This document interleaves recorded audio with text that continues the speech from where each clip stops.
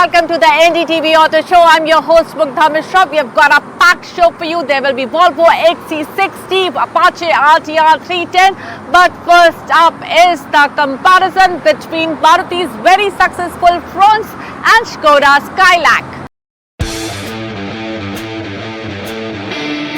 Are you looking to buy a sub 4 meter SUV car that talks about performance, comes with a 1 liter turbo petrol engine, and you also swear by the fact that Japanese and German engineering is the way to go? Well, there are only two contenders left for you in the market then. One is this, the Maruti Suzuki Fronx, and the other one is this Skoda Kylaq. Now this one's a Japanese, this one's a German, but which one will fit to your bill? Let's find that out.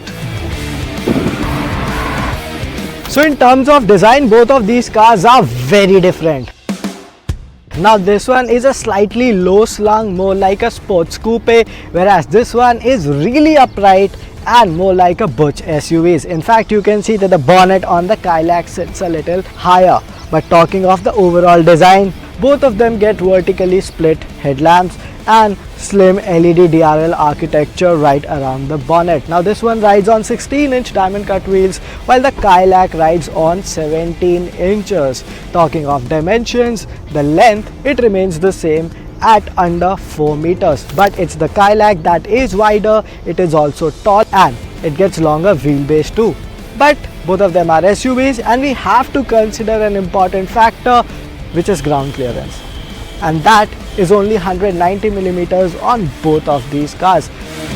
Ground clearance, peppy engines also means some weekend hauls. So let's talk about boot space. Now the Fronx gets 308 liters of trunk volume, whereas the Kylaq, it gets 446 liters of boot space. Now the front seats of the Kylaq, they are far more superior than what you get on the Fronx. Why so? Well, they are ventilated and also the driver's seat is 6-way power adjustable. And on top of that, you get a telescopic steering wheel on Kylaq, which is not available on the Fronx. In fact, all of this setup looks very premium in comparison to the Fronx. But it is the dashboard layout that I find a little more appealing on the Fronx, largely because of the darker shades, because these light shades do tend to get dirty over time.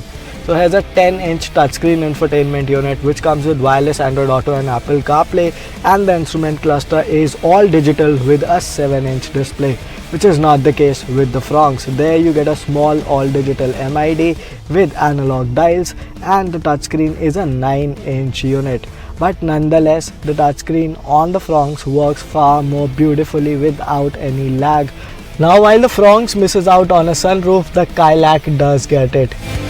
Also, the seats on the Kylaq are slightly more firm in comparison to the Fronx, and what that means, comfortable long drives.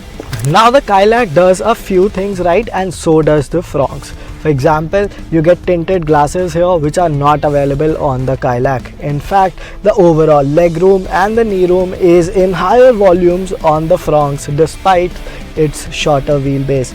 Now this is really a point of concern for those who often travel on the rear seat. Now all the three headrests, they are adjustable, which is also the case on the Kylaq, but it's the Kylaq that comes with more seat back pockets, in fact dedicated mobile phone holding pockets.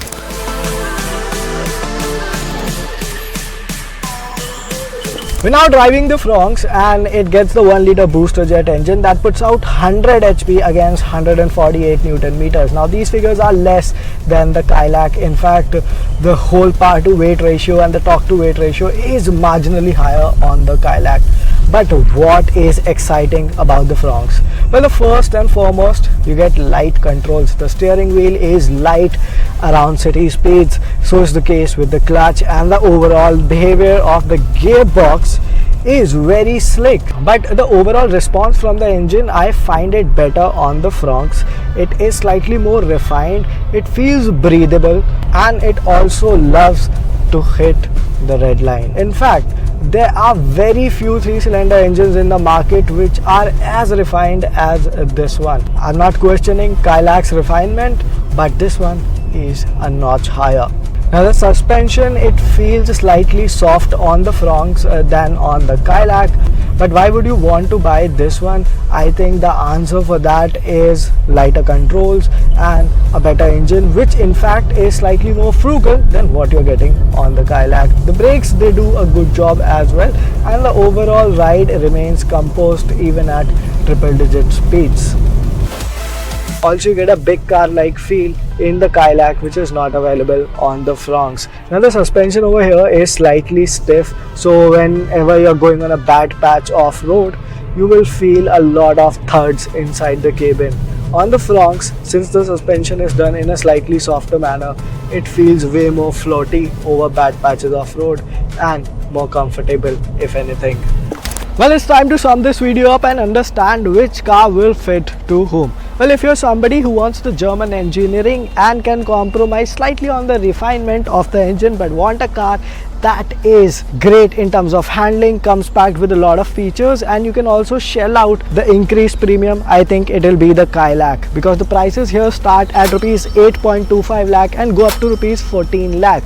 Now coming down to the Fronx, it starts at rupees 7.54 lakh and go up to 13.06 lakh. Now this one looks more affordable, but there is a catch. The entry level variants of the Fronx come with a 1.2 litre NA motor but not a 1 litre turbo petrol motor, and the entry price for this engines is around rupees 9.25 lakh. And what that means, that the base price for the Fronx Turbo is around 9.5 lakh, but the top variant is still cheaper than the Kylaq, but it misses out on a slew of features. But if you want an engine that is free revving, is smooth and feels a little more practical between the two, I think it has to be the Fronx. But on paper, it's the Fronx that makes lesser power. So what that means, slightly more time to go to 0 to 100 kmph sprint. But if that is something that doesn't matter you want a car that comes with the assurance of the Suzuki badge, I think it's the Fronx.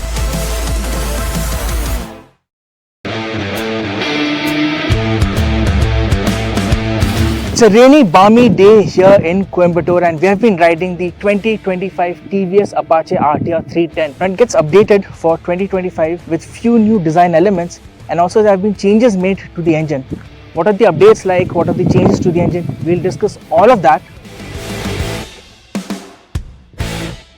So let me quickly tell you about the design updates to the RTR 310 for 2025. Firstly, the motorcycle now gets this nice, rugged, robust knuckle guard. So it's a standard fitment, protects your knuckle while you're riding. So that's a nice feature to have. Then the turn indicators, they have a sequential function, right? Right now the motorcycle is switched off, but we'll put in an insert there. And then you have this nice transparent clutch cover as seen on the RR 310 as well. Nice premium touch when it comes to the overall sporty aesthetic of the motorcycle. And if you just zoom in here on the fuel tank, then you'll see that there is no key slot, because the motorcycle now gets a keyless ride. So you don't have to physically slot in the key and then switch on the motorcycle. That's a nice feature to have. The instrument console, the switch gear, all these features stay the same. Now the engine has been recalibrated as well. The power and torque figures stay the same. The engine is paired to a 6-speed gearbox, but TVS done some internal revisions to the engine, making it better performing in terms of throttle input. So on the earlier model, the throttle input was slightly snatchy. On this model, it's been recalibrated. It's smoother. It feels really good to just ring the throttle. And we've been riding this motorcycle on the Coast high-speed test track in Coimbatore. The engine feels more refined than before. The vibration is slightly less. And what is really amazing about this motorcycle is the fact that it now gets smart drag torque control. It works in conjunction with the 6-speed slip and assist clutch and gearbox, and it delivers the torque in a very linear fashion. So there's no jerkiness, there's no snatchy feeling when you just like pin the throttle down very hard. And there's no wheel hopping either. It's a definite improvement over the previous model. Now TVS offers the Apache RTR 310 in 4 variants. The base variant gets cruise control, traction control, drag torque control and rear wheel lift protection. The top variant gets a bi-directional quick shifter in addition to all the features on the base variant. The BTO 1 kit gets tire pressure monitoring system along with a brass coated chain and adjustment for front and rear suspension. Lastly, The BTO toolkit gets a bunch of added features like launch control, keyless ignition, and a bunch of electronic rider aids like cornering traction control, cornering cruise control, cornering drag torque control, and cornering ABS. Prices for each variant are on your screen now.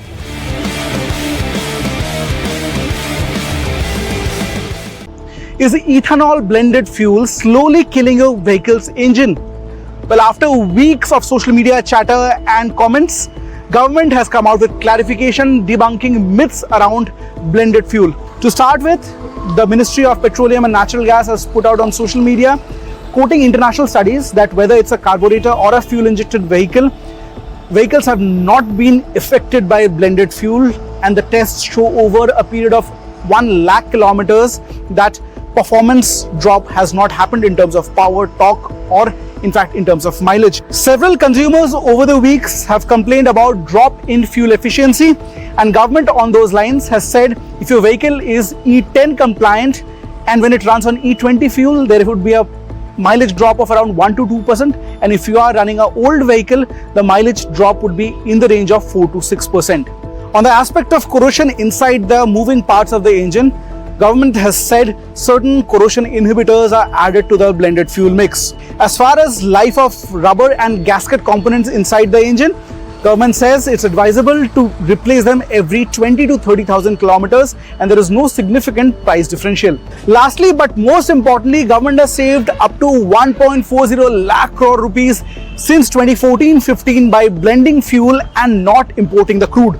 Well, government's stand towards carbon neutrality and sustainable mobility is quite clear, but it's time to take a look at a few reactions from people. What do they think, and how has their performance been really impacted by ethanol blending? मेरी गाड़ी BS6 मैंने 2020 में ली थी, तो इतना issue मुझे तो face नहीं हुआ है. परफॉर्मेंस वगैरह नॉर्मल ही है अभी तक. तो बहुत कम परफॉर्मेंस मिलता है, और मैं जब अपने पेट्रोल चार्ज इंजन में तो आपका XP95 डलवा रहा हूँ, तो उसमें मेरे को बहुत, उसमें इथेनॉल ब्लेंडिंग कम है, तो उसमें मेरे को परफॉर्मेंस काफ़ी ज़्यादा मिल रहा है, माइलेज भी ज़्यादा मिल रही है. नॉर्मल पेट्रोल पे माइलेज मेरी बहुत कम आ रही है. कोई चेंज नहीं देगा, बढ़िया एकदम पहले जैसा, नो डिफरेंस. और माइलेज में कम ज़्यादा कुछ हो रहा है? ना सेम, बल्कि बेटर है थोड़ा सा. मैं जब थ्रॉटल देता हूँ तो उस टाइम पे एक ड्रैग फील होता है, जैसे कोई रोक रहा है ना, तो वो मुझे नॉर्मल पेट्रोल में थोड़ा बहुत फील होता है, डिफरेंस पता लगता है. चलाने में अंतर लगता है, यानी कि उसे डलने से जो है पिकअप में थोड़ा अच्छा लगता है, ज़्यादा बेटर लगता है.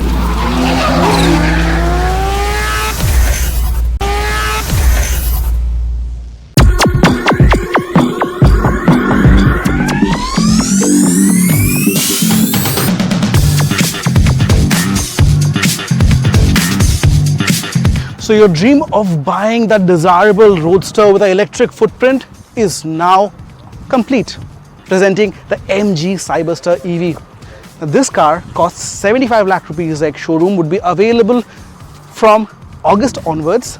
This one promises a range of up to 580 kilometers, but the highlight has to be the design and performance. Now, it's powered by a twin axle motor, and in combination it makes 510 horsepower and 725 Newton meters of peak torque.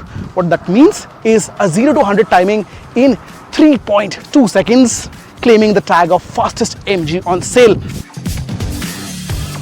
We got a chance to try this car out at Budh International Circuit, and I'm mighty impressed. The dynamics are quite sorted.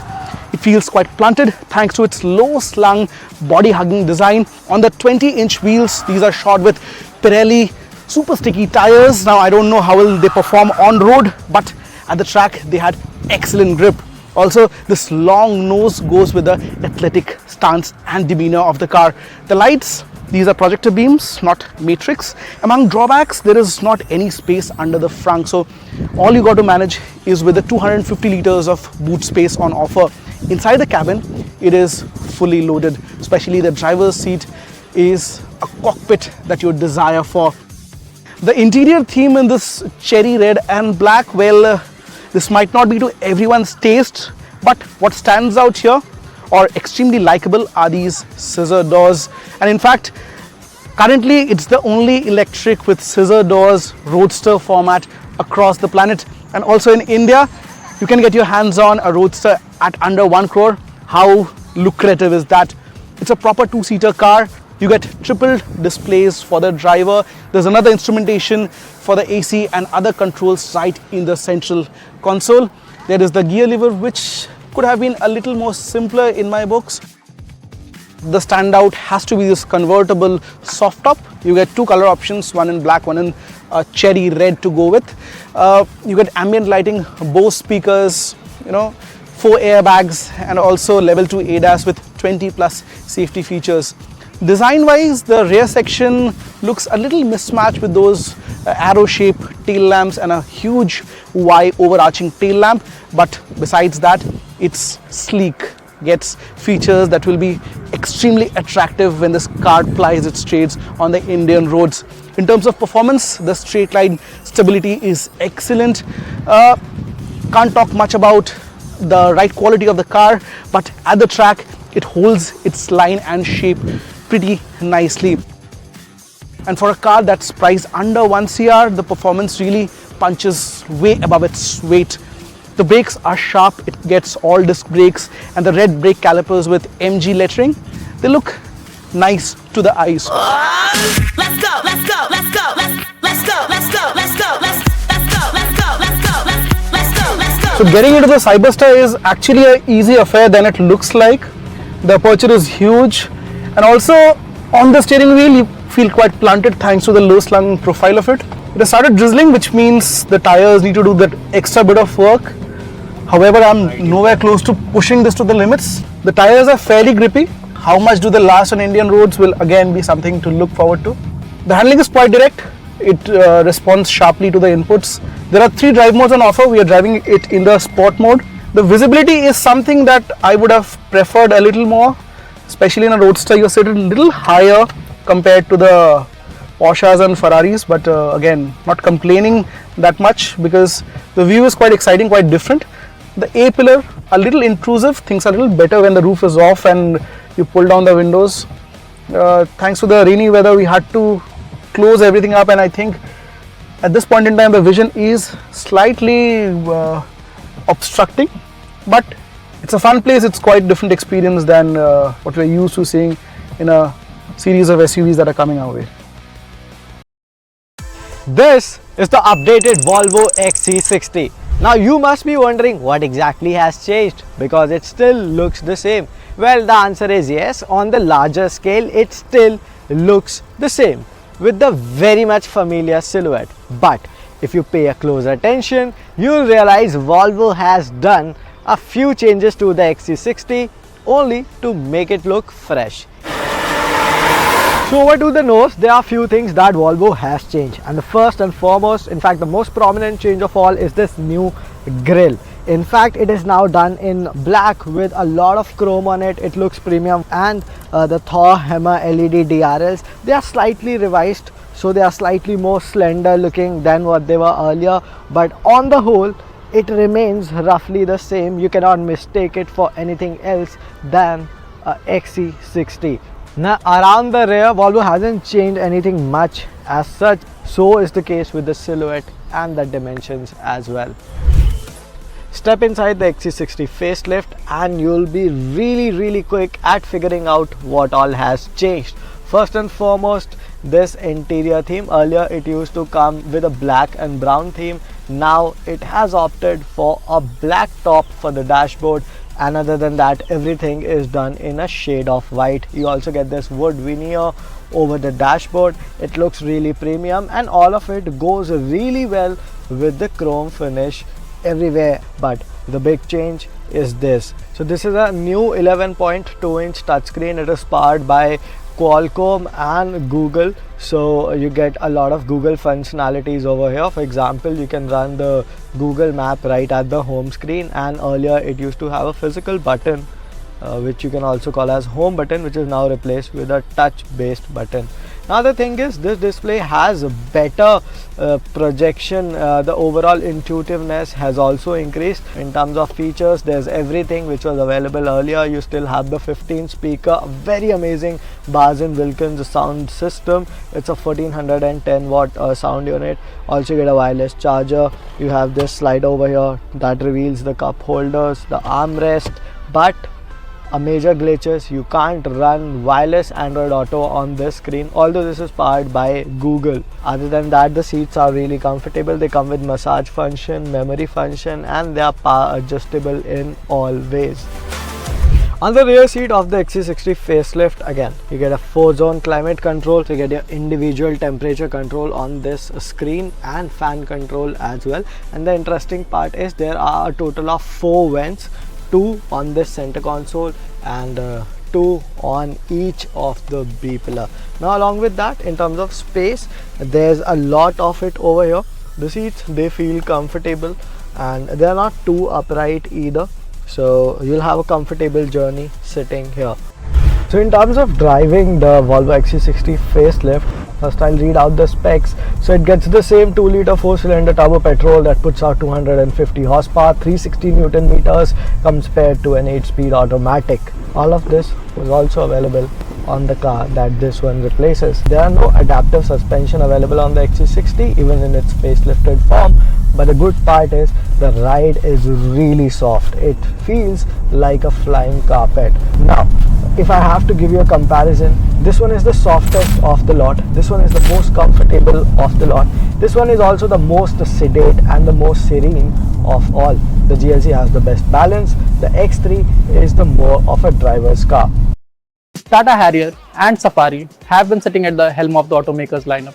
While Safari has a long history of successful predecessors, Harrier has earned a name for itself because of its impressive road presence and ride quality. Tata अब इन चीजों को एक नए package में लेके आ रहा है, which is called the Adventure X variant. So let's take a look at what is it all about. इससे पहले हम डिजाइन की या डिटेल्स की बात करें, आइए समझते हैं Adventure X exactly है क्या. Basically, Adventure X टाटा का अटेम्प्ट है अपने कंज्यूमर्स को कंफ्यूजन से बचाने का, which means पहले जहाँ एडवेंचर में 3 या 4 वेरिएंट्स आते थे, वो 4 adventure plus A and adventure dark, उसकी जगह अब बस एडवेंचर X रहेगा. Well, not exactly एक. For the Harrier, it's Adventure X and Adventure X Plus. तो अब बात कर लेते हैं डिजाइन की. वैसे तो सफारी और हैरियर में कोई चेंजेस नहीं आते. एक तरफ हमें मिलता है अपना ट्रेंडिंग माचा, तो दूसरी तरफ थोड़े चॉकलेट वाले फ्लेवर्स हैं with the safari. Brand and colours को कहता है सीवीड ग्रीन और सुपरनोवा कॉपर. ये तो बात हो गई एक्सटीरियर्स की, पर अंदर मामला थोड़ा अलग है. आइए देखते हैं वो क्या है. टॉकिंग अबाउट द केबिन, हमें एडवेंचर ए में थोड़े चेंजेस मिलते हैं. For example, in safari you get this nice tan brown upholstery, while there are hints of black around the cabin. You get the same steering wheel, same 10.25-inch instrument cluster and the same 10.25-inch infotainment screen. जहाँ तक Harrier की बात है, वहाँ पे चीजें थोड़ी बदल जाती हैं. You get a black major upholstery while the minors are in tan brown. जहाँ तक फीचर्स की बात है, तो हमें Adventure X Plus में थोड़े एक्स्ट्रा फीचर्स मिल जाते हैं जो टॉप एंड वेरिएंट वाले हैं. जहाँ तक Harrier की बात है, तो Harrier में Adventure X Plus में कुछ एक्स्ट्रा फीचर्स आते हैं compared to the Adventure X. Talking about the powertrain, both the SUVs still get the same 2.0 liter diesel engine, which produces 170 bhp of power and 350 Nm of torque. Yes, you have the option of both automatic and manual transmission. And all of this comes at a starting price of 18.99 lakh for the Harrier and 19.99 lakh for the Safari. That's all for today. I hope you liked the show. Do subscribe to our YouTube channel NDTV Auto and follow us on your favorite social media platform. I will see you next week. Till then, take good care of yourself, wear your seat belt and always wear a helmet when riding a two-wheeler. I'll see you next week.